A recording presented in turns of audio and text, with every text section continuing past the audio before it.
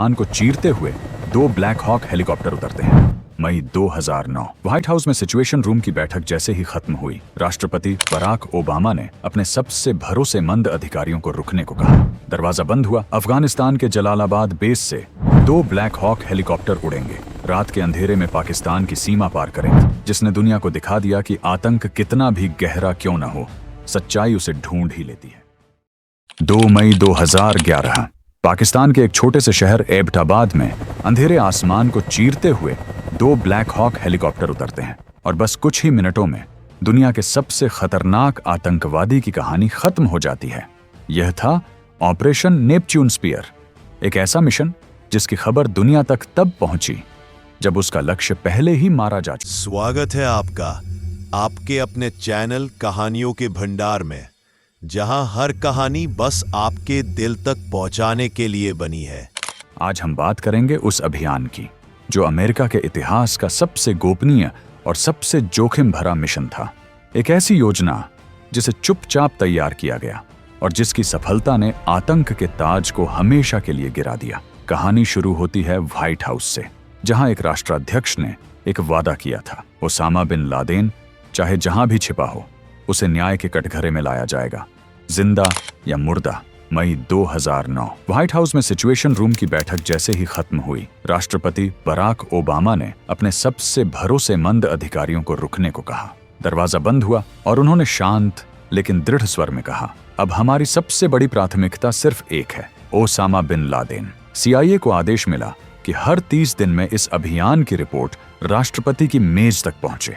Obama जानते थे यह सिर्फ एक व्यक्ति की तलाश नहीं, बल्कि 9 नवंबर की उस काली रात का जवाब था जिसने पूरी दुनिया को हिला दिया था। सितंबर 2010 CIA को एक सुराग मिला, एक नाम, अब्बू अहमद अल कोवैती, अल कायदा का एक रहस्यमय संदेश वाहक। जासूसों ने उसके हर कदम पर नजर रखनी शुरू की, उसकी कॉल्स, उसका मूवमेंट, उसकी मुलाकातें, सब कुछ। धीरे धीरे धागे एक दूसरे से जुड़ते गए। कोवैती इस्लामाबाद से 35 किलोमीटर दूर एबटाबाद के बाहरी इलाके में एक अजीब से कंपाउंड में जाता था। 3 मंजिला इमारत, आसपास की हर बिल्डिंग से 8 गुना बड़ी, इतनी ऊंची दीवारें कि अंदर झांकना नामुमकिन। बालकनी तक के सामने दीवार खड़ी, जैसे कुछ छिपाया जा रहा हो। न इंटरनेट, न फोन लाइन, कूड़ा तक बाहर फेंका नहीं जाता, अंदर ही जलाया जाता था। और हर शाम एक आदमी आंगन में तेज तेज कदमों से चलता था। चेहरा किसी ने साफ नहीं देखा।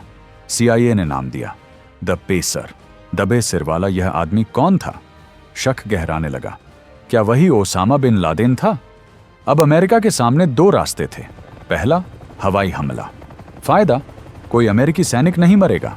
नुकसान, अगर ओसामा वहां न मिला तो सारी मेहनत बेकार हो जाएगी। दूसरा, जमीनी हमला, सीधे कंपाउंड में उतरकर बिन लादेन को जीवित या मृत पकड़ना। जोखिम बहुत था, लेकिन विश्वास उससे भी बड़ा, क्योंकि इतिहास हमेशा बहादुरों को याद रखता है। CIA ने उस कंपाउंड का 3D मॉडल तैयार करवाया। नेवी सील्स के कमांडर एडमिरल विलियम मैक्रेवन पूरा मिशन ओबामा के सामने रखते हैं।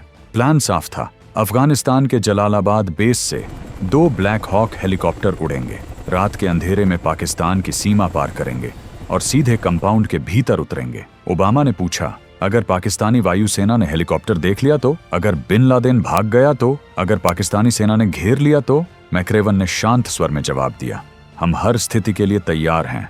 हम प्रवेश करेंगे, खत्म करेंगे और बिना कोई निशान छोड़े लौट आएंगे। 28 अप्रैल 2011 मिशन को अंतिम स्वीकृति मिल गई। अब उलटी गिनती शुरू हो चुकी थी। बस 4 दिन बाद 2 मई 2011 की रात दुनिया की सबसे डरावनी छाया मिटने वाली थी। जलालाबाद बेस से 2 ब्लैक हॉक उड़ते हैं। आसमान में सिर्फ अंधेरा और धीमी सी गूंज। हेलीकॉप्टर में 23 नेवी सील्स, एक अनुवादक और एक विशेष प्रशिक्षित डॉग, कायरो। उधर व्हाइट हाउस के सिचुएशन रूम में ओबामा और उनकी टीम स्क्रीन पर लाइव मिशन देख रहे थे। तभी एक हेलीकॉप्टर संतुलन खो देता है और कंपाउंड की दीवार से टकरा जाता है। कमरा एक पल के लिए बिल्कुल शांत हो जाता है, लेकिन बाकी सील्स मिशन जारी रखते हैं। और कुछ मिनटों बाद रेडियो पर एक आवाज गूंजती है, Geronimo EKIA, enemy killed in action. Osama bin Laden मारा जा चुका था। जैसे ही हेलीकॉप्टर पाकिस्तान की सीमा से निकलकर अफगानिस्तान की ओर बढ़ते हैं, व्हाइट हाउस में तनाव धीरे धीरे राहत में बदलने लगता है। जलालाबाद बेस पर उतरते ही एडमिरल मैक्रेवन कहते हैं, मिस्टर प्रेसिडेंट, बिन लादेन का शव हमारे सामने है। ओबामा हल्के से मुस्कुराते हुए कहते हैं, इतने बड़े मिशन में गए और मापने का टेप भूल आए।